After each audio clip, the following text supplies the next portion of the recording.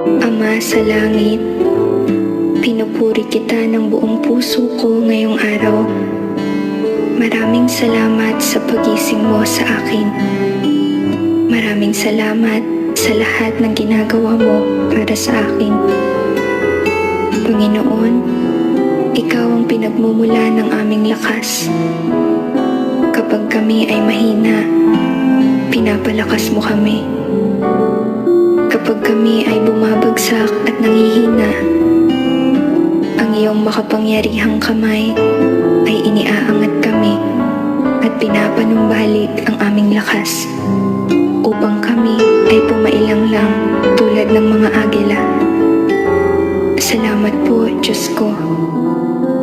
Naway ipagpatuloy mo po na manatiling ligtas kami ngayong araw at punuin kami ng iyong biyaya at pagmamahal.